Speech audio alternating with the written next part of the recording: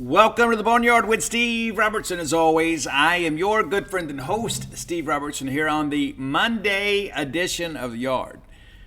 19 days away from the opening of Mississippi State's college football season. We'll have college football here in a couple weeks. It won't be the same, but you know how it is, right? We'll have a chance to sit and kind of watch and get hopeful because, really nothing gets us fired up more than watching our team play and watching teams that we're going to play, watching the Southeastern Conference. You know, it's the best conference in all college sports, so it's fun to get together and watch those things, and it brings a lot of discussion, and there's always going to be the hot take, right? There's always going to be that team, the SEC team that, hammers somebody in week one. They're like, hey, look at this, and then they go 4-8, 5-7, and it happens every year.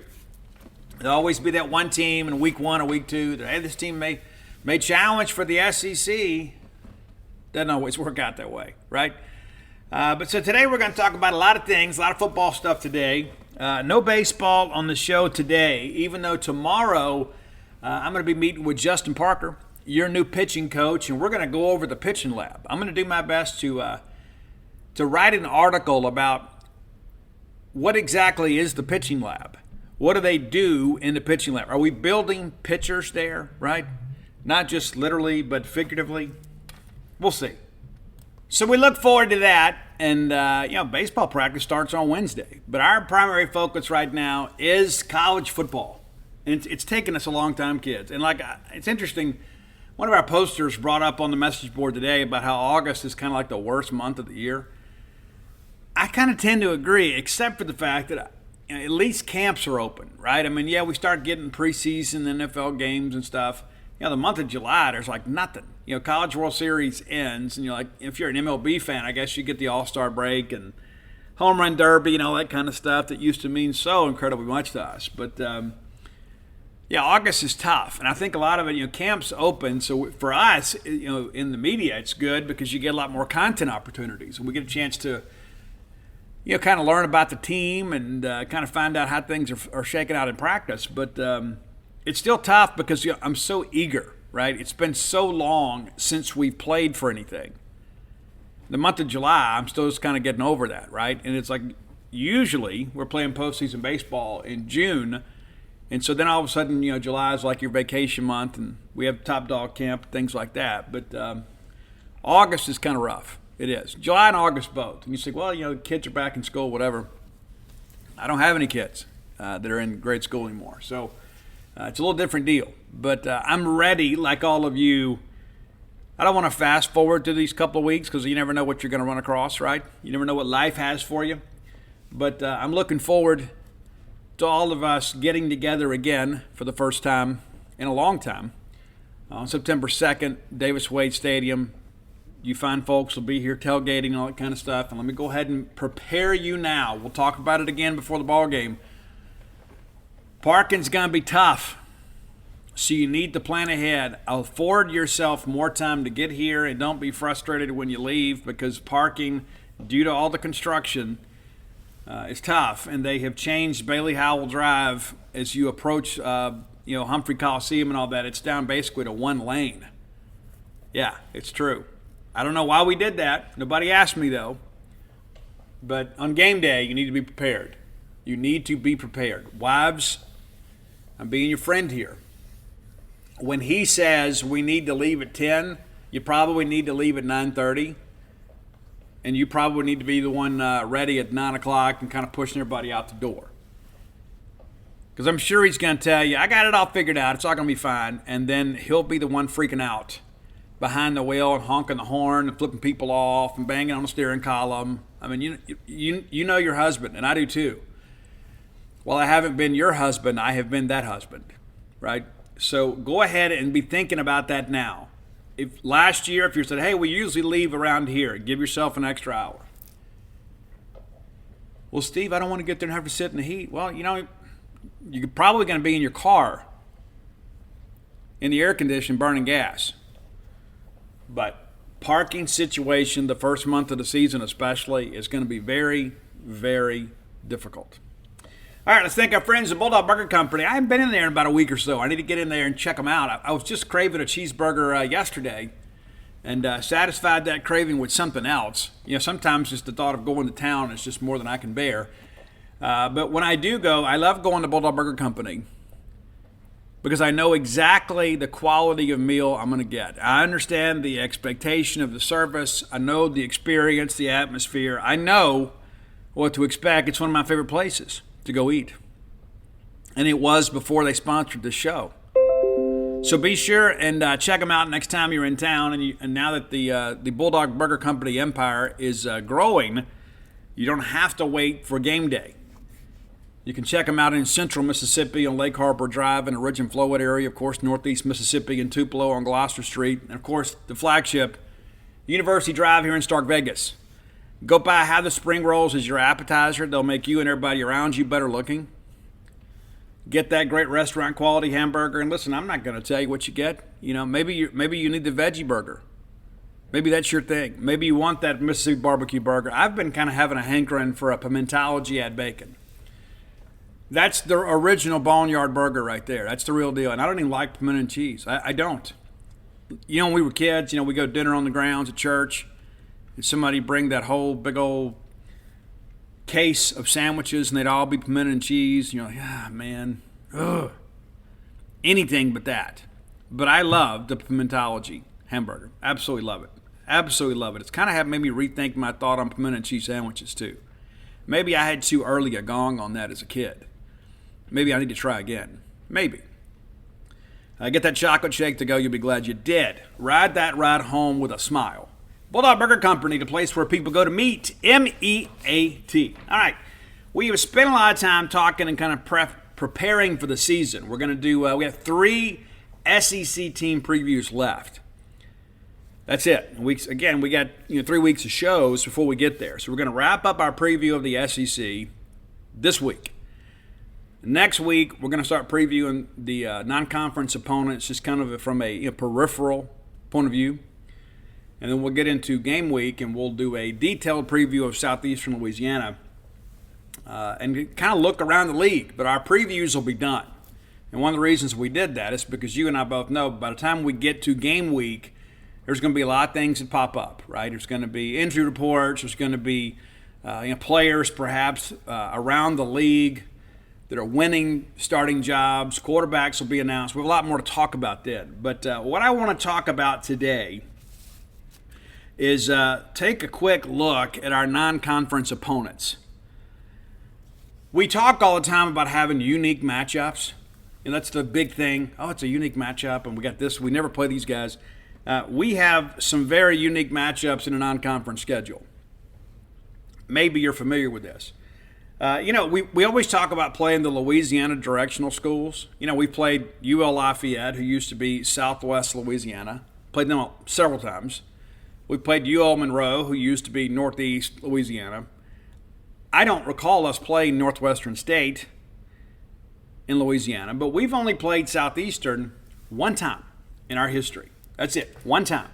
And believe it or not, that was in 2008. And, of course, they went a long time without having football. But got back in the mix, several years ago. But, looking back at last year, for Southeastern, and real quickly, the last matchup between State and Southeastern was 2008 during the Sylvester Croom era, and we won 34-10. 34-10. The only meeting we've ever played. And they play down at Strawberry Field there in they call it Strawberry Stadium, but I mean, come on. But the Lions last year, 9-4 overall and 5-1 in the Southland Conference. But, interestingly enough, this is a team. It's a pretty quality FCS team. I'm not going to sit here and say they're going to come in here and play us well. But, in their league, they're a really good team. And they play well. They got a good program. They made it to the FCS playoffs last year and then won over the Idaho Vandals in week 1 in a barn burner of a game, 45-42. And then they lose at Samford in overtime in the second round. So this is a program, obviously, that, expects to win. Now, they're going to come up here. Listen, they understand from a talent standpoint, it's going to be a much different deal. But if you're thinking those guys are going to come up in here and just lay down for us, you're kidding yourself. We're going to have to play football. I mean, we ought to be able to be very vanilla and out-talent those guys. But they're going to bring an edge and have a little swagger about them. And what's interesting, the first 3 games of the season for Southeastern are on the road. At State, at South Alabama. That's a nice little drive over there, like from Hammond to Mobile. That's nice. And then at Eastern Washington, up at Cheney, Washington. So they begin on the road, cashing a few checks, I suspect. And then they get into some big-time stuff. They'll take on Mason Miller and Tarleton State on September 30th. A bit of a homecoming for Coach Miller. But, again, you look up and down this, and, yeah, will they be good in their league? Absolutely. Absolutely. But the first 3 weeks, going to be a little difficult. And, of course, Eastern Washington is an FCS team. But anytime you got to get on a plane and go that far, you're asking an awful lot of your kids, for sure. But, again, State 1-0 all-time against the Lions. Last year was the first meeting between Mississippi State and Arizona. Of course, State wins that game 39-17. And I remember there was so much hype about them, like, going in to play us. Like, they had gone to San Diego State the week before when they're, unveiling Snapdragon Stadium there in San Diego, and they whipped San Diego State 38-20. And it was an unseasonably hot day in San Diego. They weren't used to that level of heat and humidity. The kids from Arizona were, and they really wore San Diego State down over the course of that game. But people was like, hey, San Diego State. There were some people that were expecting Arizona after the upset of San Diego State to beat us at Arizona. And outside of that first big drive of the game for Arizona, it really was not a competitive game. State again wins 39-17. And I remember thinking after we played them, I was there, and matter of fact, I even took a picture with some people that thought I was Rob Zombie. Like, why would Rob Zombie be on the sidelines of a college football game between Mississippi State and Arizona? It's not like he was at USC or UCLA. Rob Zombie wouldn't be there. And the guy goes, hey, Rob. And I'm like, well, I'm Steve Robertson. And he goes, yeah, well, you mind taking a picture with us, Rob? I'm like, okay, drunk Wildcat fans. So there's a couple guys out there that probably posted a picture on social media claiming they met Rob Zombie. They did not. They met me. But even when we left that ball game, I thought to myself, I said, this is not a bowl team. This Arizona team is going to have a tough time getting to a bowl game. And they didn't. They went 5-7 last year. Of course, they lose to us, which made them 1-1. They bounced back and beat North Dakota State by 3 the next week at Arizona. They get into conference play, get beat by Cal. They beat Colorado, which everybody did. Then they lose in a blowout to Oregon. They get beat by 10 at Washington. Lose by 8 to USC in Arizona. Competitive game. Lose at Utah, 45-20. They beat UCLA. Huge win for them, 34-28 in the Rose Bowl over a top 10 rated Bruin team. And they backed that up by losing at home to Washington State the next week. And then they finish out with the rivalry win over Arizona State in Tucson, 38-35. So not a great year, 3-6 in the Pac-12 or the Pac-2, whatever we're calling it these days. But fully expect to win that ball game.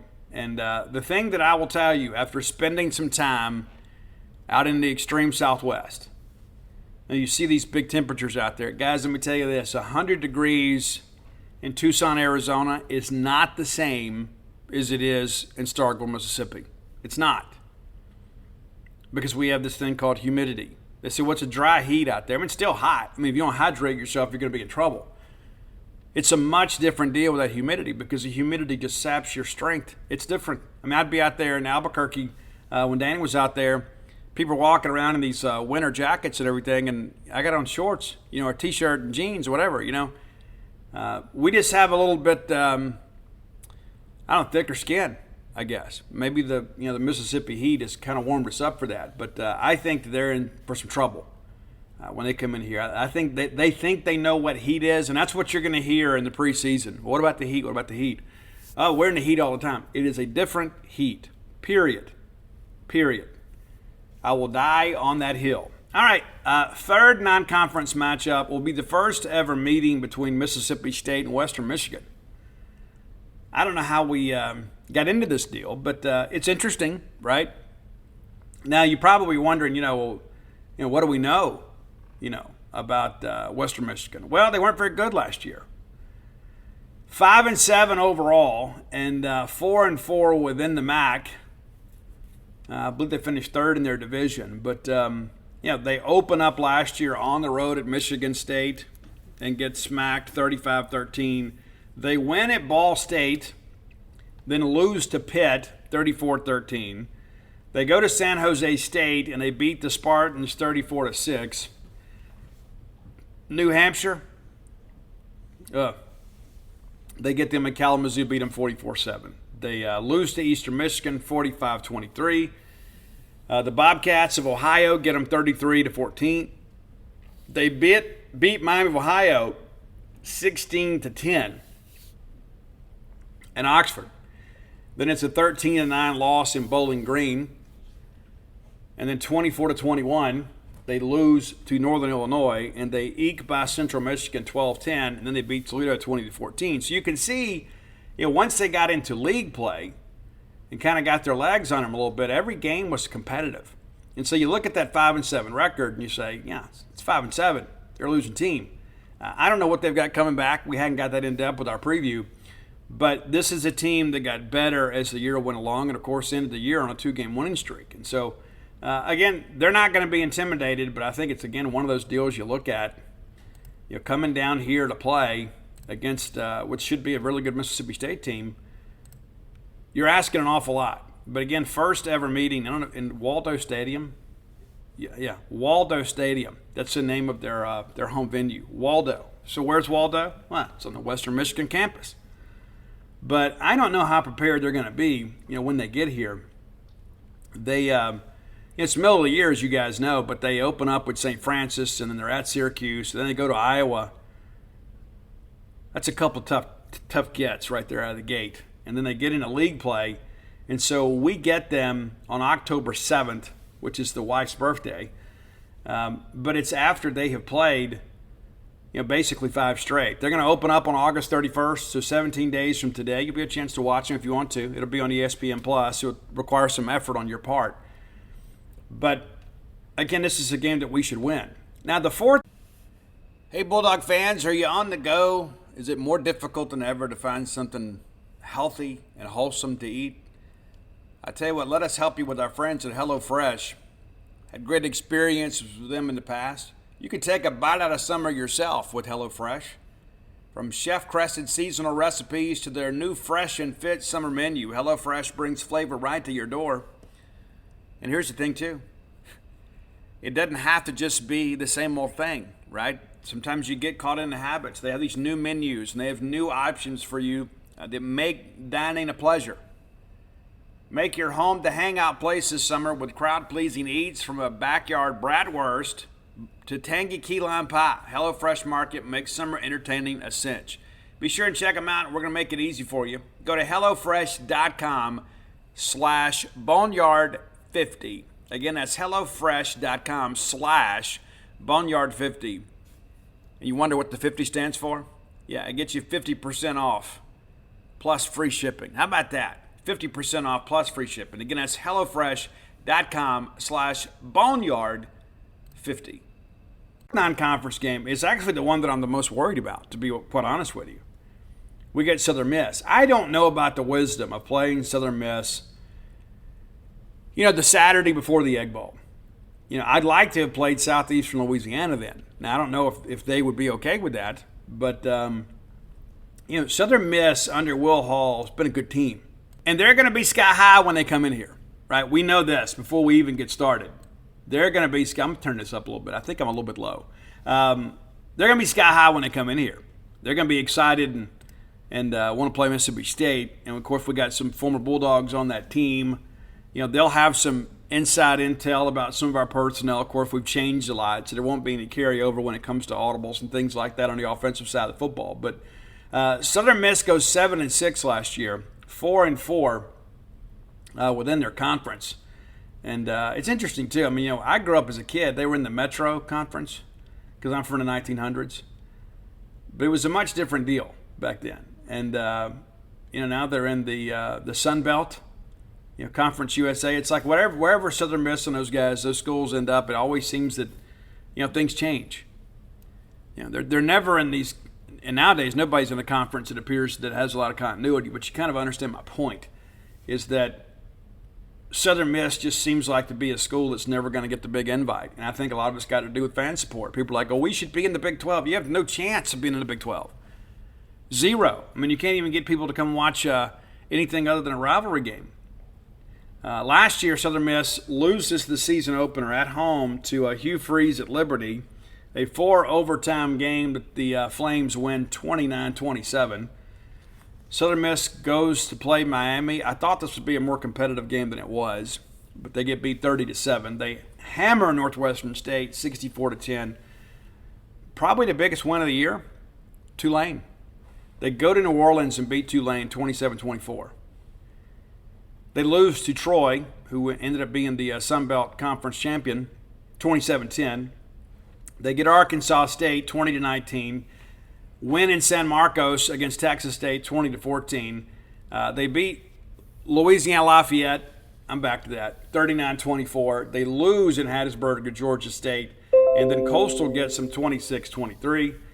And they lose South Alabama 27-20. And they close out the regular season with a 20-10 win over Louisiana Monroe that got them bowl eligible and got them into a bowl game. And they take on Rice in the Lending Tree Bowl. And they win the game down in Mobile and end the season on a very positive note. So, 2-game winning streak for the Golden Eagles. But, there is going to be a difference in the talent. But you need to understand these guys are going to come in here.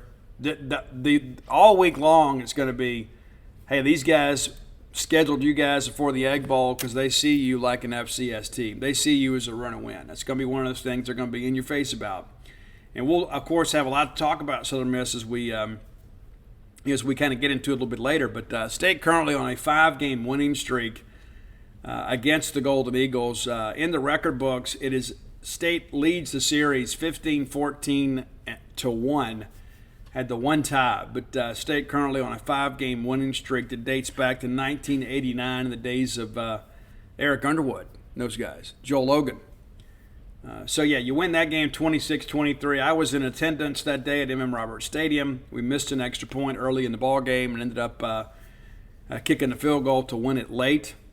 And, of course, Brett Favre and the guys the week before had beaten Florida State. And then we get them at our place the next year, and we get them 13-10. I was also in attendance at that game too. And we went on a hiatus and didn't play them again until 2014. And there were a lot of people that did not want to play Southern Miss again. And a lot of it had nothing to do with like a fear of the program. It's just like, hey, you respect them, but why do you want to make things more difficult on yourself and have 2 rivalry games? Because let's be honest, Southern Miss wants to play us a whole lot more than we want to play them. But in 14, State gets them 49-0.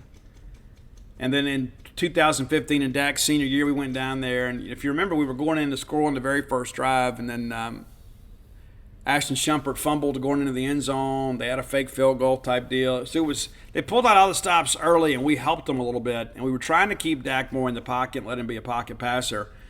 And then finally in the second half, we just turned Dak loose, and we win 34-16. But it was not an enjoyable experience going down there. Not just for our fans, but for our players. I can tell you there was a lot of bitterness in the stadium. You certainly expect that, but there were people that were even in postgame. We weren't even given a opportunity to have an indoor postgame. We had to do it outside, and so Dak is getting catcalled and people talking trash to Dak during postgame press conference. Southern Miss fans. It's like he just won the ball game. Get in your car and go home. There was some things too. I remember Mike Bonner got accused of cheering for State because that press box was the views were somewhat obstructed. Mike Bonner stands up because there's a play down the left sideline and he couldn't see it from his vantage point. He stands up. He gets lambasted on Twitter. Nuts, man. And then 19, they come back to Starkville. We win 38-15. So we haven't played those guys since 2019, but again, State on a 5-game winning streak. But there was a time, man, it's like, we talk about how big the Egg Bowl is. I mean, when I grew up as a kid, that was kind of the deal. You have an opportunity to play State and Ole Miss. You had these two in-state rivals, and by State and Ole Miss discontinuing the series for a while, it in many respects lowered Southern Miss from a recruiting standpoint in the eyes of in-state recruits. So instead of validating them, we must respect them because we play them. It was a much different deal back then, in the 80s. A lot of people saw State, Southern, and Ole Miss on equal footing. That was they called us the Big Three back then. Nobody says that anymore. It's a much different dynamic. And not to mention, when you look at what's happened financially to State and Ole Miss in the last 20 years, there's a huge disparity between the experience on game day for fans, players, and coaches alike between State, Ole Miss, and Southern. It's a completely different deal. But there are a lot of people down there, I can tell you, that are still very bitter about that because they have not been able to find a very comfortable college conference home that has really benefited them financially. And in many respects, it's kind of their own fault, to be honest with you about that. But that's not to say that they won't be a good team. Will Hall is a great coach. He's done a great job, recruiting within the state of Mississippi. Gets a lot of guys that perhaps are getting State and Ole Miss interest, but maybe not committable offers. But an ambitious schedule for Southern. And again, as we get to them, we'll be able to preview kind of or review what they've done to point. But they open up against Alcorn, and then they travel to Florida State. That's an ambitious deal. And then they host Tulane. They're at Arkansas State, host Texas State, host Old Dominion, at South Alabama, at State. You don't think Kevin Barbay's got some friends up there that'll help him out a little bit, with some talking points after they play him? Louisiana Monroe will be in Hattiesburg the next week, and then at Louisiana Lafayette, and then they come play us. And here's another thing, too, that maybe you hadn't thought about. They're going to play UL on Thursday night. So they'll get 2 extra days to prepare for us. We'll get the traditional week, but then we have to turn right back around and get to work on Ole Miss. We'll have some people on staff already game planning for Ole Miss. But we have to turn around and play a short week, and then the work week before Southern Miss heading into our matchup is elongated because of the fact they play the ESPNU game that Thursday. So just kind of put that in your cap. We'll think about it later. But they're going to have more time for us to prepare for us, and we're going to, again, have to do a lot of things really quickly against 2 in-state opponents, and then they'll close out their regular season the following Saturday at home against Troy. So, Southern Miss has a chance to win the conference this year. I mean, this is going to be a team that can compete. So it's not going to be like us playing East Tennessee State. Anybody expecting that's kidding themselves. But you better believe Will Hall and that staff will have them jacked up to come up here and play because they're going to play the disrespect card. And by the time we get there, you never know which either of these teams are going to look like. So we're going to have to go out there and bring a good effort and then turn around real quickly and get ready to host Ole Miss Egg Bowl. So we really need to win all 4 of these games. I wouldn't say, outside of Southeastern, I wouldn't say any of them you look at and say, well, come on. This is a very manageable non-conference schedule, but we got to go play. I mean, obviously, I mentioned Southeastern, the team that was in the FCS playoffs last year. We should still win that game handily. Western Michigan team was very competitive at times last year, had a losing record. We should win that game handily. Arizona coming in, not the same team it was a year ago, but they're coming to our place. We should win the game. Do we win it handily? I don't think so. But I think we got chance for us to sweep the 2-game series. And then Southern Miss comes in, and you'd like to think we should be able to out-talent those guys. But I can tell you, Will Hall and that staff, they will have a great scheme. It's just, do they have the personnel to pull off the win? So I'm saying it now. I'm expecting State to go 4-0 in the non-conference. We should, but we can't. We can ill afford just to kind of sleepwalk our way through it. We're going to have to come play football. But, yeah, State should go 4-0 this year. And, again, it's not a challenge in non-conference. I disagree. I do. I mean, outside the FCS game, I think Western Michigan, of course, is a game that's going to be okay. But is Arizona capable of beating Mississippi State? Absolutely. Absolutely are. They got Power 5 guys, too. They're also coming a long way across the country and much different dynamic. But yeah, we should win the game. You look at Southern Miss, should we win the game? Yeah, we should, but there's just a lot of factors around that to me that suggest it may be a more competitive game than people expect. But again, I expect us to go 4-0. I know many of you do as well. All right, time for today's top 10 list. As always, brought to you by closewithblair.com. Blair, a great guy, man. Blair, a guy that gets things done. I like to affiliate myself with people that I think bring value. It's one thing to say, well, this guy's a good friend. There's value there. But if I'm going to go enter into an advertising relationship with somebody on my show, I'm going to give these people a personal endorsement. I got to have somebody that brings value to your life. Period. Now, we get some national ads from time to time, right? Some people say, hey, here's some money. Do you mind giving us 30 seconds of your time? Well, yeah, I'll do that. But as far as like our regular business partners, our regular local ads, I'm going to work with people that I have faith in, but also people that are going to, I think, provide a service to you that is relatable in many respects. I mean, Blair's not a guy that's selling, Norwegian baskets. This is a guy that can help you with your mortgage issues, and if you're looking to get into a home, and sometimes the reality of it is you never know when you're going to have to move. You never know when something's going to happen. Or when that house that you've been coveting is going to go on the market. You need to have a trusted loan officer at your disposal, and that's Blair Chandler. Visit him at closewithblair.com. That's CLOSE with Blair, BLAIR.com. Phone number 601-500-2344. Again, 601-500-2344. Closing Boneyard loans on the regular. Yeah, he just told me a week or so ago that just closed one and then pre-qualified another one. And so your fellow Boneyard listeners are working with Blair. And he's a guy that's licensed to practice in multiple states. And so if you got some things going on, reach out to Blair. And if he can't help you, he'll direct you to somebody that can, right? If you can be helped, right? The main thing, too, I think about that all the time, you're saving yourself so much time, effort, and trouble to get pre-qualified. And a lot of people don't take the time to do that. They want to start shopping, right? Oh, we've got to get this house. And all of a sudden you pick out a house that's kind of beyond your means. And you're like, I just got to get in the house.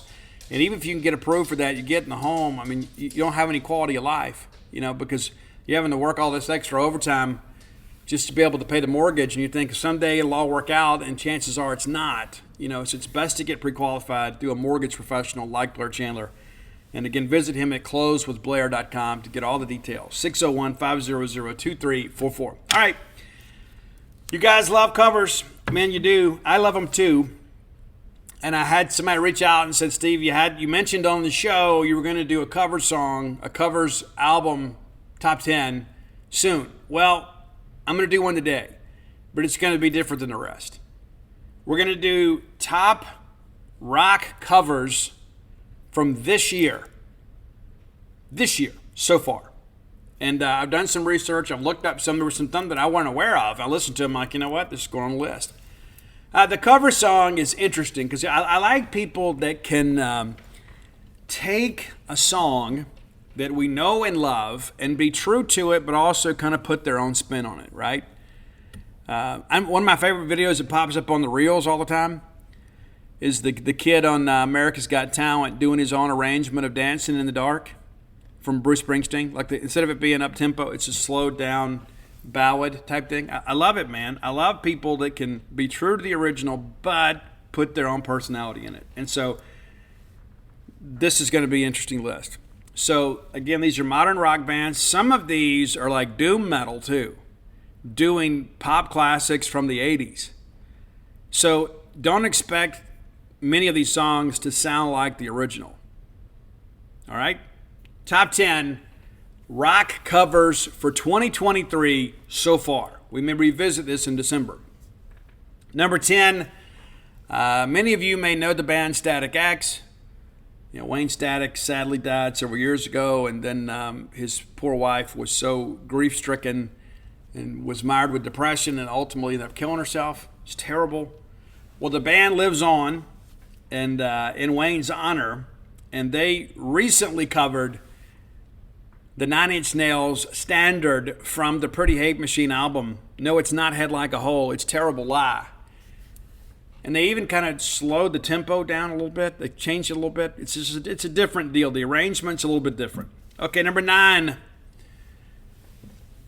This doom metal group SOM recently released a 4-song EP of Depeche Mode classics. It's got Enjoy the Silence. It's got Personal Jesus. It's got Never Let Me Down Again. But we're going to go with Policy of Truth.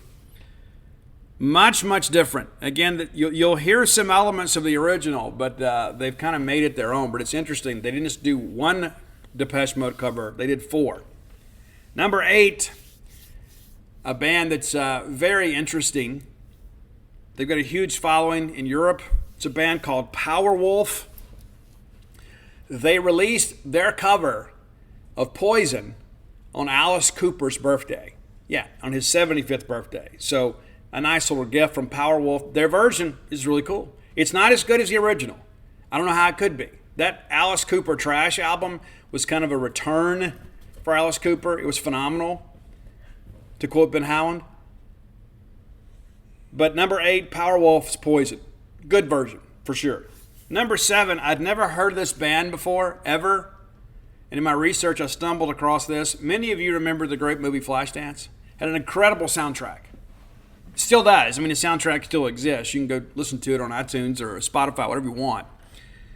But there was a great track on there, Maniac, from Michael Cimbello, that Michael Cimbello just kind of came out of nowhere. And that song really is the song that many people think of when they think of the movie Flashdance. And people say, but Steve, the theme was Irene Cara's What a Feeling. That's true. But the scene that you remember, though, is her dancing to Maniac. A band called Omnium Gatherum covered Maniac. And it is very much doom metal-esque. It is nothing like the original, other than the lyrics. I think their attitude is she's a maniac and she might kill you, But a much different version. Again, Omnium Gatherum, their debut on our top 10 list. Number 6, I really dig this one. I do. And when you hear the name of the band, you're going to think, Steve, is this a Satanist group? I don't think so. I don't know their personal beliefs. I didn't ask them. But it's a band called Blood Command, also making their debut. Believe it or not, they did a very cool rendition of Belinda Carlisle's Heaven is a Place on Earth. I'm telling you, when you put it on there, you're going to be like, hey, this isn't bad. I kind of like this. Belinda Carlisle, obviously one of the great beauty queens of our youth, incredible singer. But their take on her song is completely different. So be sure and check it out. But it's good. It's good. Number 5, I really dig this one, man. And I know a lot of you guys are listening. Steve, I'm not a doom metal person or a death metal person. I barely like any heavy metal. And, you're kind of overcooking our grits today. This is a nice little break for you in the list. It's a band called Have Mercy. I had never heard anything about them before until today. And I put this list together. They do a incredible cover of Smashing Pumpkins' 1979. The guy even sounds like Dave Grohl. It's a great little guitar thing. It's like a couple dudes just kind of sitting around, kind of doing their own thing. Like you and your buddies just kind of sitting around a fire on a back porch somewhere. That's kind of what it comes across as. But it's a really light deal. After all this death metal, we needed something to kind of lighten us up. But it's Have Mercy's 1979. Number 4, another band that recently released an album of covers, an EP of covers. One of the biggest bands in the world right now. Ghost. You say, Steve, I never heard Ghost. Well, that's on you. We talked about them on the show before. I've seen them live. Ghost. Those guys did this little EP, and the first single off the EP was the Genesis classic, Jesus, He Knows Me. And He Knows I'm Right. Their rendition of this is super cool. And they got some other things on there, of course. They got We Need a Hero, the old Bonnie Tyler classic. Did a Iron Maiden song on there. So it's a 5-song EP. Be sure and check it out. Ghost. Still my favorite Ghost song is Square Hammer. That still gets me going. Number 3, a band that has come back, and maybe you're not as familiar with them, and that's cool. It's Dope, the band Dope, and they collaborated with another band and covered the Cure's classic song, Love Song, because I Will Always Love You, right? Not in the Whitney Houston way, in the Cure way. But Dope, number 3. I like it. I dig a lot. Now, we're down to the final 2. I even broke one of my own rules on this list. Because, I always like to go out on a high point. I don't like to do ballads. We're doing a ballad today. Number 2, and this song has been out a little while, this cover of the Journey classic, Separate Ways. It's Daughtry. That's right, Chris Daughtry from American Idol. Still out there making good music, man. This guy's still selling a bunch of tickets. A lot of people thought he was going to be a flash in the pan. He's not.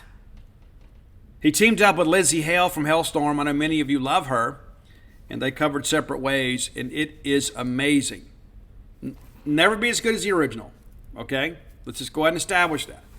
This is one of the better covers of a Journey song I think that you'll ever hear. It's ridiculous how good it is. And I love the fact that it's sung as a duet. Number 1, though, a band we just talked about on the top 10 list here on the show on Friday.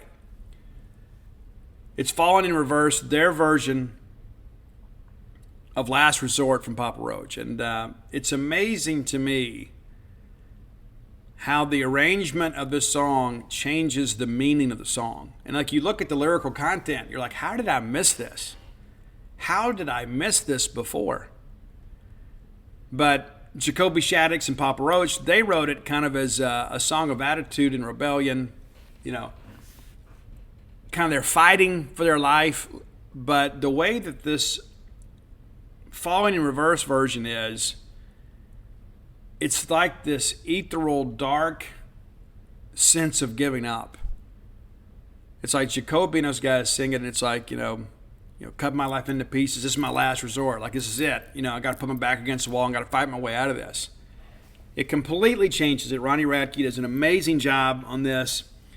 And I think if you are a fan of Last Resort and Papa Roach and you haven't listened to Falling in Reverse's version, I think when you do, you're gonna go back and listen. You'll never listen to Papa Roach's version the same, because somebody has slowed the lyrics down, and you can feel the emotion that Jacoby had as he wrote the song. And rather than it be a song of anger, it's really a song of resignation. And again, I hate to end the list on that, but I think this is clearly a huge hit already. Because there is the commonality with the Papa Roach thing. But also, in addition to that, I think when we think about the emphasis on mental health these days, and, when I was a kid growing up and, you're a problem teenager, we didn't call it mental health. They called you problem child. And that was me. We spent our lives on trial. We walk an endless mile. We are the youth gone wild. Yeah, you knew where I was going with that. But that's how it was. When I was a kid, you were just a problem kid. So everybody, they did. Nobody ever figured out that, man, there were so many of us that were depressed. There was a lot of that to it. And that's not to let anybody off the hook for negative behavior. I'm not trying to suggest that. Because we can't attribute all of our mistakes to that. There are a lot of people that want to, I'm okay with this. And it's like, it's amazing too. And I don't want to get too deep into this. And because somebody will message me and say, Steve, you don't understand. I don't think you understand. There has to be some level of personal accountability, period. I'm a person that's battled depression much of my adult life. I can tell you it is a very real, and there's a physical component to that. Period. It's true. But that said, like nowadays, everybody out here, like if you ever get on Reddit, it's crazy. It's like, well, I'm this and I'm this and I'm this and I'm autistic and I'm this and I'm that. I'm like, why do we want to be sick? It's like, well, this excuses me from my negative behavior. Like I read something yesterday, I can't remember if it was on Facebook or wherever, some social media platform. And they were saying that this lady, the reason she didn't get jokes is because she was autistic. Nobody figured that out. And so you get a little deeper in the discussion, you find out it's a self-diagnosis. It's like, well, she decided that she was autistic. What? What are we doing?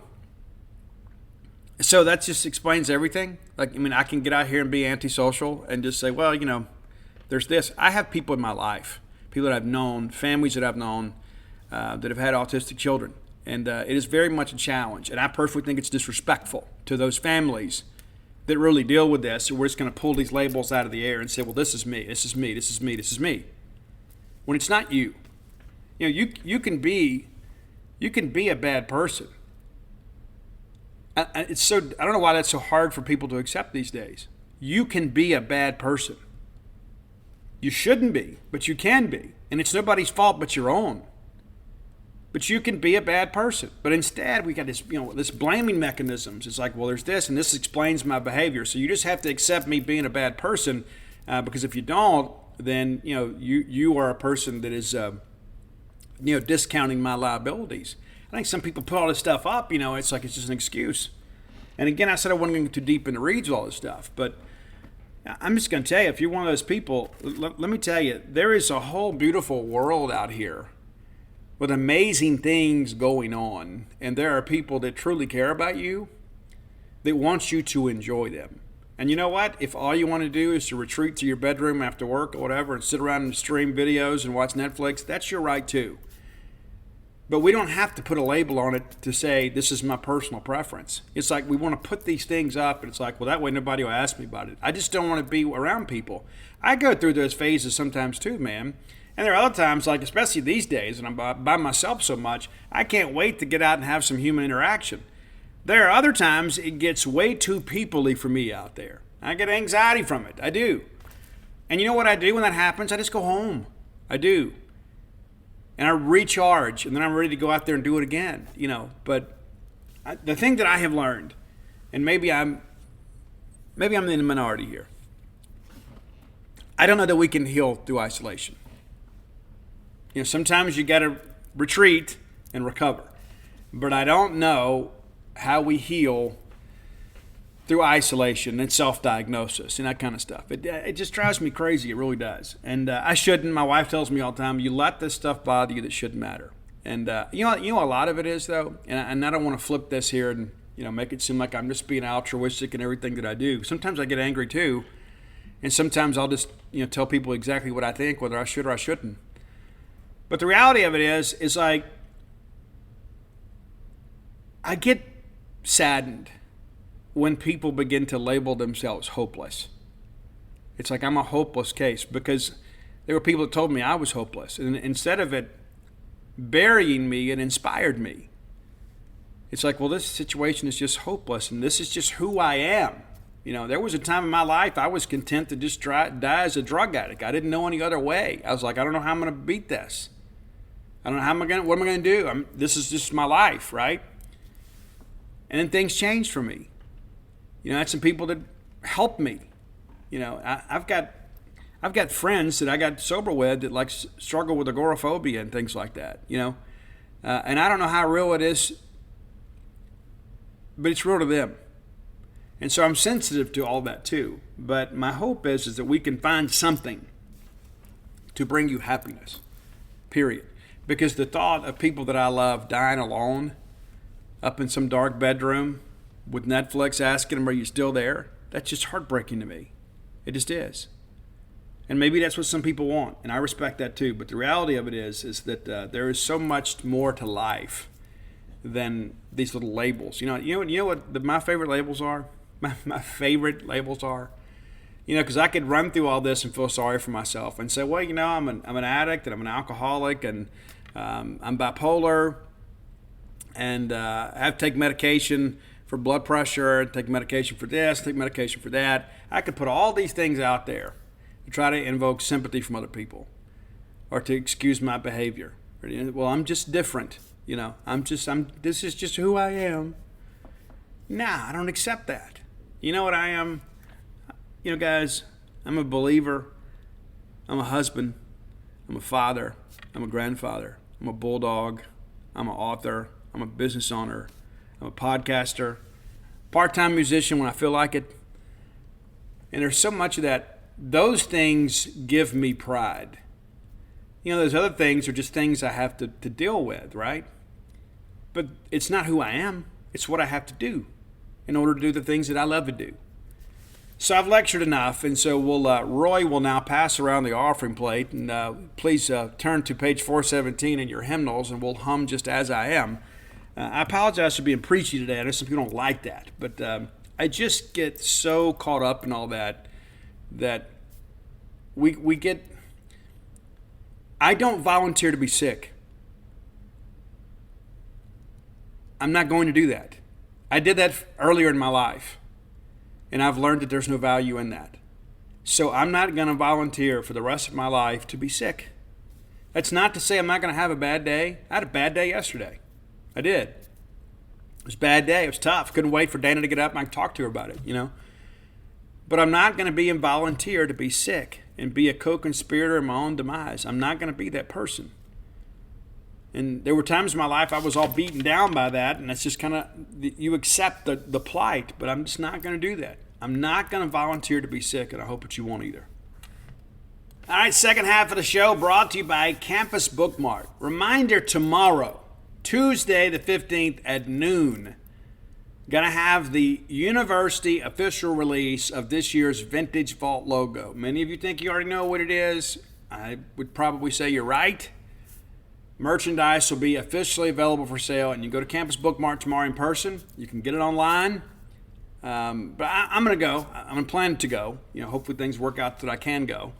And we're going to go check it out, man. And I'm going to load up some merch and buy a couple things for the wife, and then I'm going to bring it to her.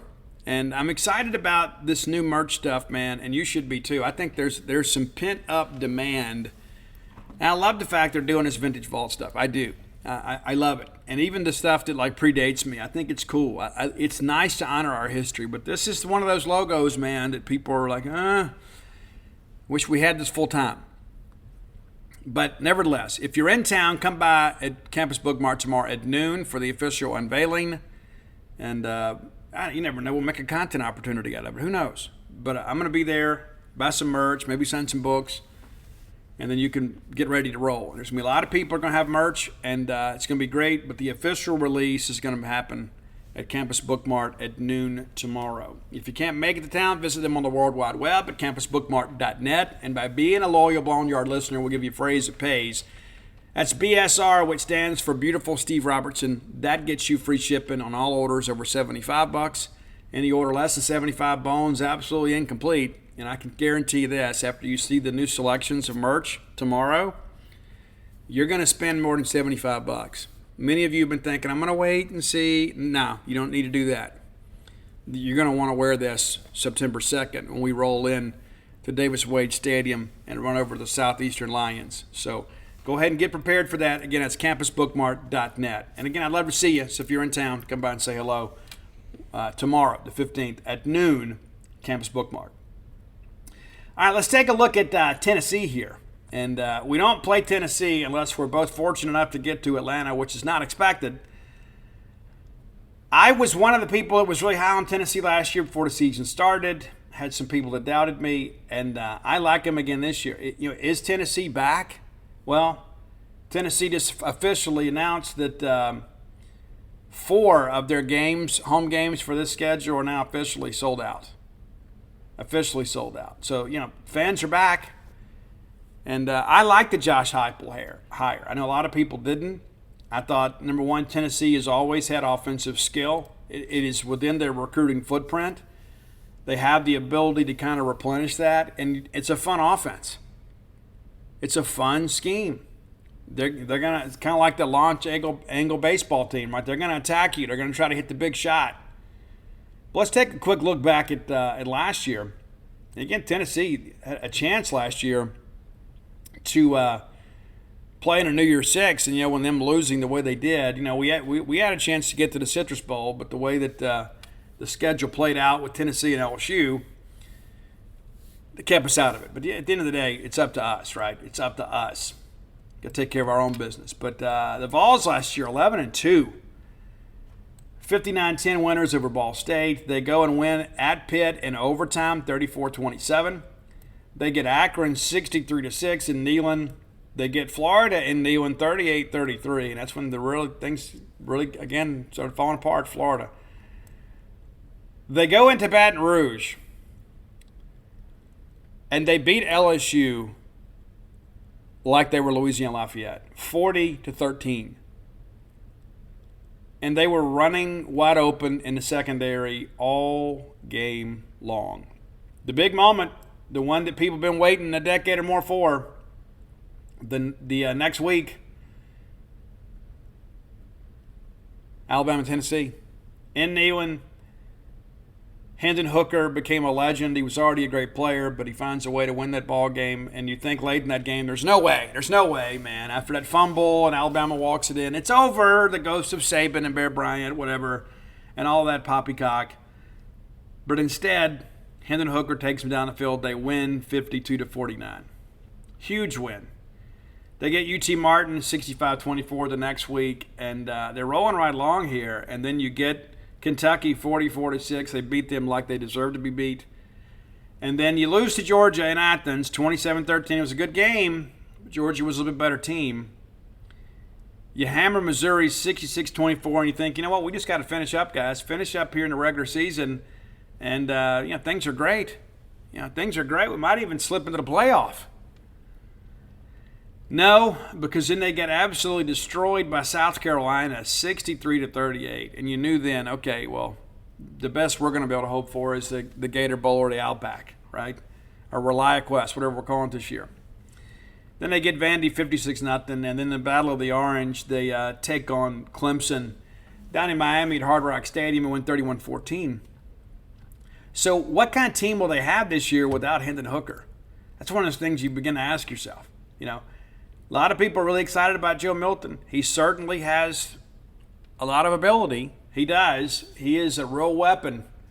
Big arm, an elite runner. It's interesting, though. Is Joe going to be the guy? You certainly think so. But they're going to play probably a two-quarterback system. You got Nico Lamaleva that's going to be there as well, where he'll play some in packages. But but we'll see. You got a couple big-time receivers that are back. Cedric Tillman's gone, and obviously Jalen Hyatt. But I think this is going to be a plug-and-play offense. I think Heupel and those guys are going to consistently be able to go get fleet-footed physical receivers. Brew McCoy is that dude. Should have a big year for them. What do we do, running-wise? That's really the question here. They're going to throw it around a little bit, and they kind of run just enough to keep you honest. And, of course, they use the quarterback run to, again, to kind of keep the linebackers at bay a little bit too. But, Milton was a guy, as a senior, he was a guy that competed with Hendon Hooker for a while, and he's played a little bit. The thing that I just look at with all this deal with him is like, if he was better than Hendon Hooker, he'd have played. So it'll be interesting. We'll see. But, it's all going to boil down to offensive line play. They have, missed a couple guys here, lost a couple guys. So, that's a part of it too, Tennessee has kind of built a program on these big physical offensive lines for years and years in the 80s and 90s. You kind of looked at Tennessee as, if you wanted an offensive line, look at them. So they got to pick the running game up a little bit. Of course, the quarterback part of it will be factored in to the running game there. Defensively, they were better last year. Not to be confused with the great. They did give up a lot of points last year in some ball games, even games that they won kind of going away. Aaron Beasley should be a guy that should be a leader for this team. Danico Slaughter, another guy that was really good down the stretch last year. Keenan Pilley. There's so many of these guys you look at here that they added from the portal. Going and getting a couple of these guys from BYU, and kind of working through it, kind of trying to find some plug and play guys to improve that situation, at defense. But we'll see. Tamarian McDonald's going to be a good player for him. Kind of work through these things, and you kind of begin to ask yourself, okay, Tennessee last year was Hendon Hooker plus a bunch of really good guys. And Hendon Hooker elevated the talent around him. There's no question about that. And of course, they end up losing him late in the year. does Joe Milton have that same ability to raise the roster with him? Because defensively, when you feel like you've got to get a stop every time, eventually that gets to you. It just does. Offense has got to do their part.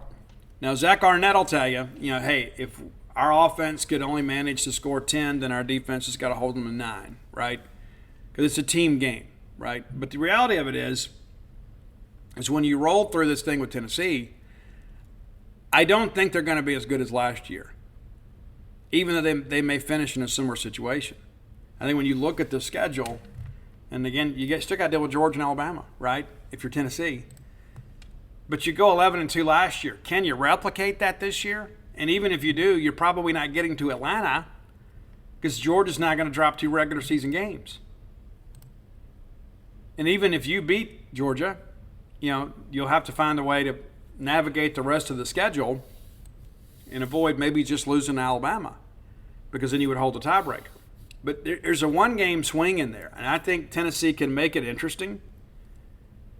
And the Tennessee-Georgia game likely decides the SEC East championship. But you open up at home at Nissan Stadium against Virginia. It'll be in Nashville, pardon me. That'll be interesting. I just don't think Virginia has the horses. Maybe they do. But that'll be an early game that we'll get to see September 2nd. That'll be on before we are. So when you're at your tailgate, that'll be an interesting game, Tennessee against Virginia. I like the Vols there. Then it's Austin Peay. That's a dub. You got to go to Gainesville, Florida, and play the Gators. I think Tennessee's the better team, but I'll be honest with you. I think this is going to the Swamp this early in the year when they should be fresh. Could be a little bit dicey. Could be. And then you get UTSA. Then you get South Carolina at your place. A&M at your place. Alabama and Tuscaloosa. Kentucky and Lexington. UConn and Neyland. You got to go to Como. And then you get Georgia late, and you finish up with Vanderbilt. You start looking at the way the schedule lies, and you start thinking there's probably 2 or 3 losses in here somewhere. Right? I think we would probably agree with that. Anytime that you got to go play at Florida, that's tough. Period. That's a toss-up game. South Carolina coming in. South Carolina smacked them in the mouth last year. I think Tennessee gets some revenge this year. The trip to Tuscaloosa is going to be tough. And then, the next week, you got to go to Lexington. I don't think Kentucky's going to be elite offensively. But, if they can run the football, they're going to slow things down for you. This could be an ugly game.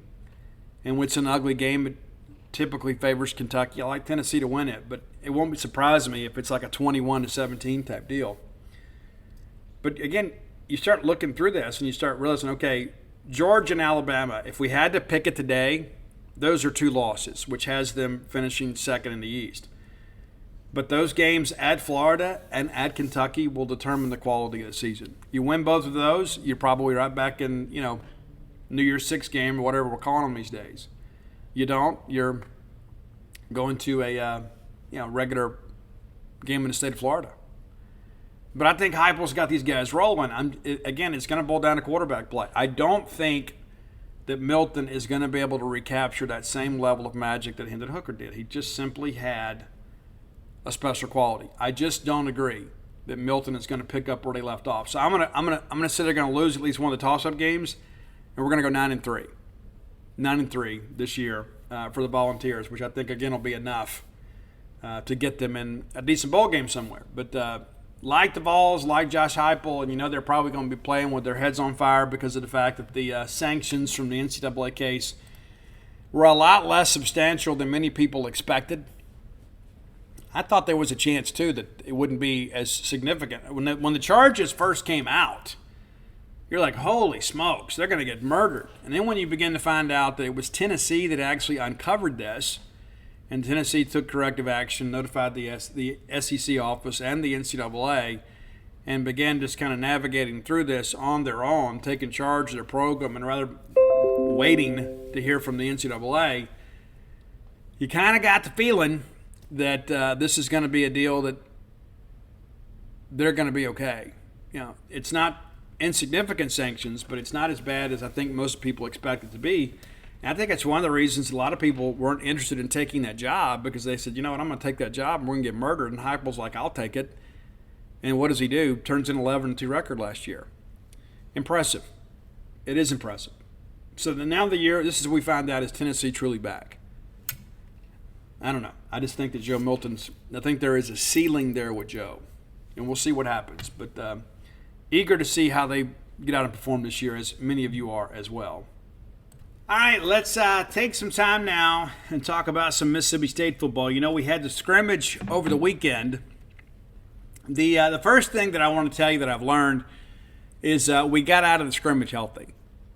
Yeah, a couple guys got banged up and had to be helped off a little bit farther down the depth chart, but it doesn't appear to be anything serious. Okay, and it's football, right? I mean, that's one of the things that media availability that always makes me a little bit nervous, because I care about all of you, and I also care about the privacy of our players. But if you've never played football and you've never been around football, guys get a little bit nicked up all the time. It happens all the time. And sometimes there are fights in practice. I'm not aware of us having one on Saturday, but you read this stuff. Oh, it was a fight in practice. They got culture issues. Guys, it's football. Sometimes emotions get elevated, but that doesn't pertain to us right now. But yeah, I can't count how many times I've been at a media availability and there's a little pushing and shoving, may even be a lick thrown, right? But it's handled quickly. It's just the game, right? But guys get a little bit nicked up, and there was some discussion on our board by one of the people that were able to attend the scrimmage because it was close to the media. There were a couple linemen that went down, but again, it's not expected to be anything serious. And a lot of positive comments about some of these young linemen, too. I asked Stephen Lasoya yesterday about who are the young guys that have impressed him. He mentioned Amari Smith from Brookhaven by name, and Malik Ellis, and said Malik basically has played every position on the line, including tight end and H-back, and even done a little snapping for us. So it's nice to have that guy. It's a guy, of course, from Laurel High School, one of the big gets in last year's class. But it's good to hear some good things about him. But early in the scrimmage, the defense kind of ran the show, from what we understand. And then there was some adjustments. There was some formational changes and things like that. And that's part of the scrimmage, right? And then the second half, the offense played really well. And so you walk out of the scrimmage and you accomplish the two things that you want to accomplish. You're healthy, and then in addition to that, the offense and the defense both have some things to feel good about and some things to feel poorly about. And that was the thing Mike Leach used to always say. A good scrimmage ends with both sides being a little bit pissed, right? And that's kind of how we are. The reality of it is that we made some big plays. Now, a couple things I want to tell you. Mike Wright having a good camp, but Mike is not going to win the starting job. Just go ahead and put that out there for you. There's some people out there like, hey, he's making it interesting. I don't think Mike is making it interesting. I think Mike is proving to be a very capable player for us and will play a lot for us this year, but I don't think he's going to be your starting quarterback. Will Rogers' job, based on what I hear and what I see, is not in any jeopardy. I want to go ahead and get that established. That doesn't mean that Mike Wright is going to be relegated to holding the clipboard. Mike is going to play. Mike is going to be a weapon for us, especially on short yardage downs and in the red zone. Give people another look. And I think the fact that we have Will and Mike makes us a better football team. And there will be all these people, like the first time Will Rogers has a very average game. Well, yeah, let Mike play. Based on what I've seen in practice, I think Mike is good enough to make us a bowl team. Like if something, God forbid, something should happen and will not be able to play for an extended period of time, I think Mike is capable of winning games for us. I don't think, based at this point, that I would say that we're going to run offensively with the same level of proficiency with Mike Wright under center that would Will. It's a new offense for both of them. But there is place for both of them to make a positive contribution to this team this year. And they will. In addition to that, a lot of discussion about wide receivers. Well, the name that keeps popping up, and you guys have seen it on social media, is Creed Whittemore. Discussed him last week as one of the freshmen I expect to play. This is a guy that makes some things happen. This is a guy that he has some juice with him. You need a guy like that. I kind of teased Will Rogers yesterday. I said, Creed was pretty smart to get jersey number 85 because Will Rogers and Austin Williams were roommates, right? So whenever Will needed a catch or needed to make a play, he would look for 85, So in those moments, you may have that feeling of recollection where it's like, hey, I'll go to 85 here. That's going to be Whittemore. And I think, to be honest with you, I think Creed Whittemore is a better athlete than Austin Williams was. And listen, Austin Williams was that steady, consistent performer for us. And if that's all Creed Whittemore is, then we have come out way ahead of the game. I just think he's going to be better. I think there is some juice and some fire with this young man. It's going to make everybody around him better, for sure. So that's to be understood. Jordan Mosley is another guy that we continue to hear is having a really good camp. We get about 20 minutes to kind of see what's going on. Today they'll be at the farm, so we won't get that opportunity. Matter of fact, after I upload the show, I'll head to campus and we'll get ready for Zach Arnett and get his thoughts on the scrimmage. Defensively, the guy that, Deontay Anderson, we've heard a lot about him. He was a former All-American out of high school. He was a high school All-American and has just kind of been okay and led the charge with 5 tackles. And it's becoming a bit of a threat as a pass rusher. And we need somebody to step up out there. And not a lot of discussion because you know what you have. You know what you have with Crumedy. You feel like you know what you have with Pickering. Calvin Dinkins is a guy that's having a great camp. And everybody you talk to will tell you that. Calvin Dinkins, that's a guy we beat Florida for late, one of our late additions to the class. But a lot of people in camp are saying, you know what, this guy is going to be a great one. And I think the fact that David Turner is there is only a benefit to Calvin Dinkins. Eric Taylor out of LSU, another guy that continues to get mentioned to me, went to LSU, then went to Southwest Mississippi. Now he's at Mississippi State. This guy's a big-time player. We're fortunate to have him, for sure. And so we'll see how things progress with him, but you're starting to hear some good things about the front. A lot of discussion, too, about doing some 4-down linemen.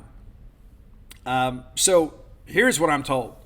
We're going to be more multiple with our fronts based on matchups and based on the health of our team, right? And so we're going to put our best 11 on the field, and that may vary from game to game depending on what people do offensively. If there are some games that we should have a 4-down front and take another backer off the field, we're going to do that. If there are games where people try to spread you out and put speed on the field, well, then it makes sense for us to have another linebacker on the field or another DB on the field. So we're going to run our base set the way we have for 3 years. But there will be some instances where we tweak it a little bit based on what teams are doing offensively. And that's good football. You give people more things to prepare for. And that's the thing. When you start thinking about the angles in which we blitz and how we attack and things like that, it already makes it more difficult when you only have a week to prepare. So now we're giving you another thing to prepare for. And I also think there's some discussion, too, where Zach Arnett and Matt Brock are kind of talking through his team through the media. It's like, hey, if we're better off at 4-down linemen, we're going to play them. Well, that motivates your defensive ends and it motivates your outside backers just because of the fact that I'm not just competing against my own personnel group, I'm competing against the entire front, right? And so that's important to understand as we kind of move forward. It's not going to be a situation where we're just all of a sudden in the middle of the season going to switch to 4-3 cover 2. That's not what we're going to do. It's going to be a situational type thing. And you go ahead and introduce that in camp to give those guys a chance to get comfortable with it. So when we call that personnel group, those guys have already had plenty of practice reps. They already understand their assignments. But, yeah, we're going to be a little more multiple with our fronts just because of the fact it makes us a more difficult team to attack offensively. And that's the thing that I think Zach Arnett has learned, and you guys know what a huge Zach Arnett fan I am, is Zach has now had 3 years to figure out how teams want to attack his defense. So you can't keep trotting the same thing out there over and over and over again and expecting to get better. And it evolves over time. That's just the game of football. It's sports in general. It's all a game of adjustments. And it's not just in-game adjustments. It's in-season adjustments. It's program adjustments. And so don't be the least bit surprised to see 4 down linemen, but that's not going to be our primary set, period. When I go ahead and acknowledge that, because it continues to be brought up, we're going to continue to run what we've run until we need to change based on the way a team is attacking us. And we're just getting guys comfortable with every aspect of that. That's a big, big, big part of this. So now, if memory serves me correct, we have interviewed 23 players so far in camp, and which is a lot more than we did under Mike Leach. Mike was a guy that was rather guarded and careful about who got out there and spoke. We did speak to DeCamerion Richardson yesterday, and of course, he is already, I'd hate to even use the term penciled in. I guess he's kind of pinned in to be the number one corner. And then opposite him, DeCarlos Nicholson and Esias Ferge are competing for the starting spot there. If I had to call it today, I think it's going to be DeCarlos. But I think that competition probably lingers into the season, and you rotate a little bit and give those guys an opportunity to put the best guy on the field. But both of those guys can help us. And DeCarlos is a guy, too, that's still relatively new to the position, but he looks like a corner. He looks like a guy with his catch radius and his quickness that he'll be able to play. It's going to be difficult to throw over the top of him. You're going to have to get him with a good release because he has such good foot speed. But if I had to call it based on the limited amount of practice we've been able to see, I think DeCarlos is probably the guy. That's what I think today. Now, that may change after they review the scrimmage film and that sort of stuff because, we don't know their responsibilities. That's one of the things that always tickles me is people say, well, he didn't do this and didn't do that. Well, you don't know. You don't know just by watching the game what that guy's responsibilities are. I mean, I go back to like John Banks, the Thorpe Award winner, right? There were a couple times when John was here his senior year where you find out later that John thought he had help over the top and he didn't get the help over the top. And he's the one that read the play correctly, but we had a safety not to execute their responsibilities. But all of a sudden you see John Banks chasing somebody. You're like, oh, he got beaten coverage. Well, no, he didn't. He didn't get beaten coverage. He tried to pass the guy off, and then next thing you know, we have a safety that bites on something else, and then Banks is trailing the play. Jay Banks is an elite college cornerback. And so it's important for everybody to understand that aspect of it too. And when you've got so many moving pieces in the secondary where so many new faces, there's going to take some time to build some cohesion. But we need DeCarlos and DeCam to be big time. And, Ferge is a guy, we just can't seem to run that kid off. It's like the kid's been here forever, it seems. But he continues to play and continues to contribute. And a guy that loves Mississippi State, a guy that loves Bulldog football. But a guy that has been a valuable member of the team, though he hadn't been a star. He's been a very solid player for us, for sure. Working through the safeties, I think we pretty much know who the starting three are going to be now. I think, Banks obviously is going to be the dog safety.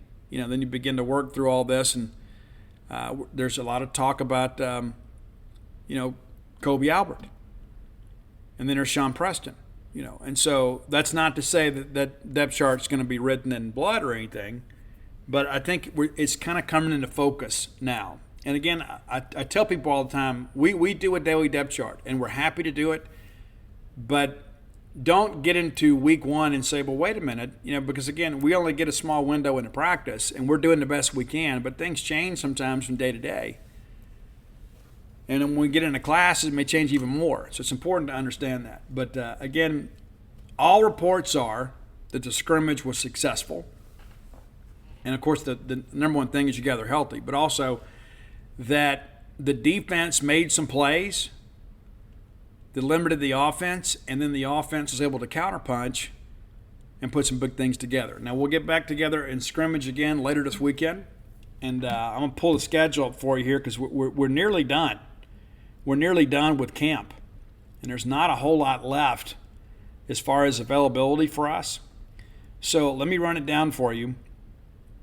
Today, of course, we get Arnett. They're on the farm. That practice kicks off at 2:30, and then we will be with Arnett around 4:15, 4:30. So we will not get to view practice today.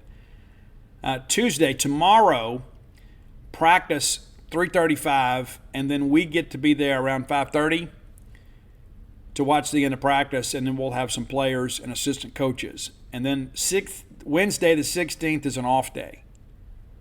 So there will be no practice reports or anything like that, no notebooks, no depth chart, none of that.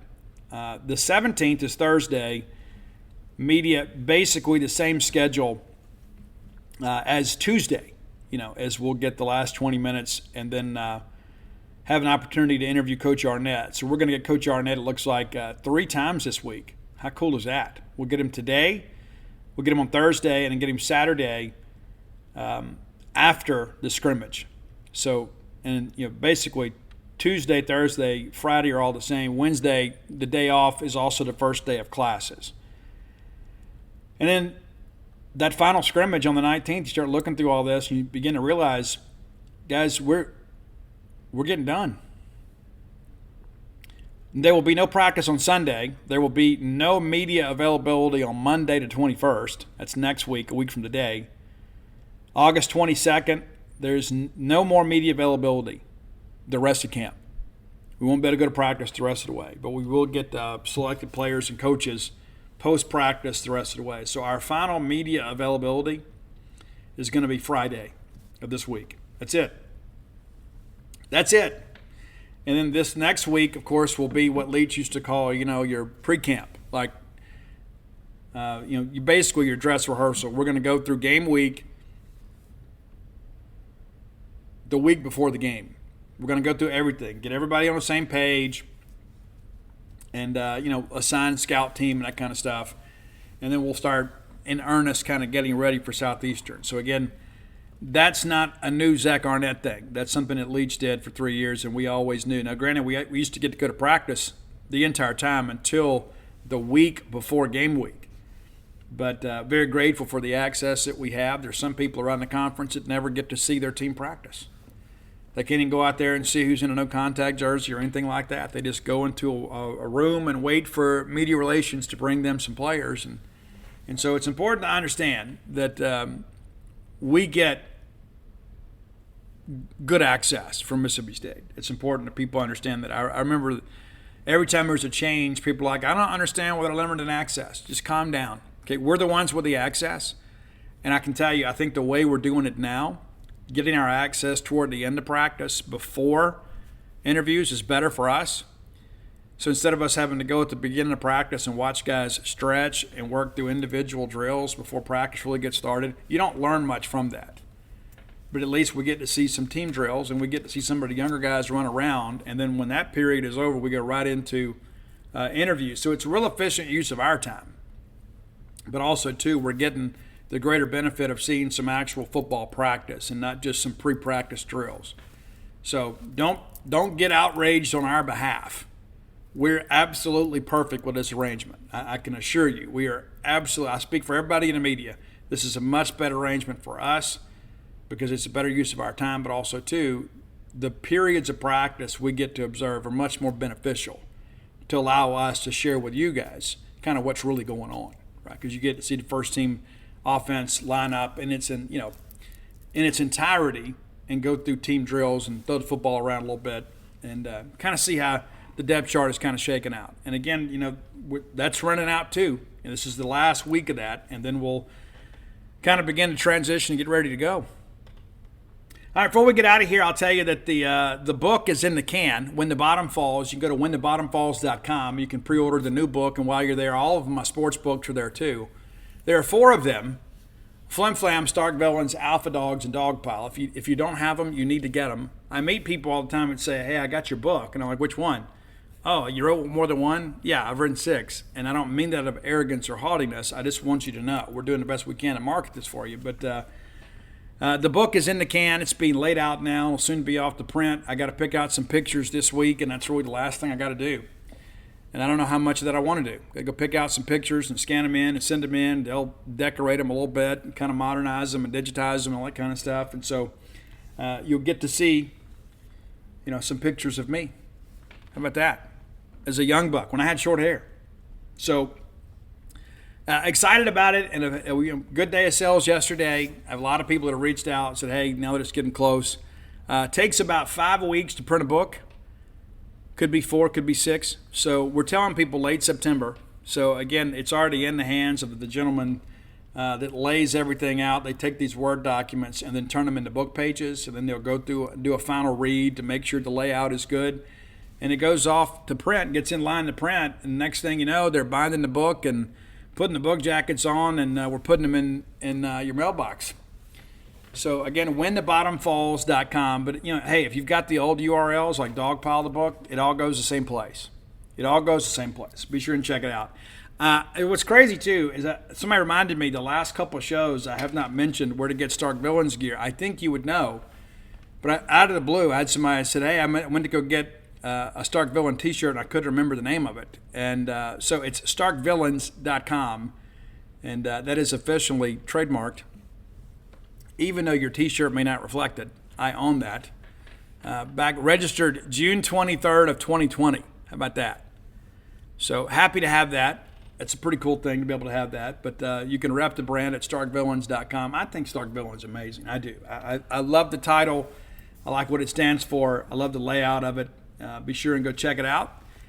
And if you're not a member at genespage.com, you certainly should be. We are the Mississippi State affiliate for 247 Sports, giving you unprecedented coverage of Mississippi State athletics. And what's interesting to me, there are a lot of people out there that are kind of similarly situated that don't go to practices.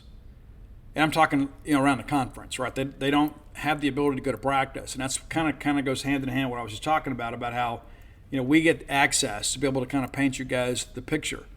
And there's we have a pretty good group of our guys on the beat that go to practice, and it's not always perfect attendance. As a matter of fact, I'm going to miss a couple practices this week myself. But the reality of it is that with the access that we're granted and the team that we have, nobody is doing a better job than us, period.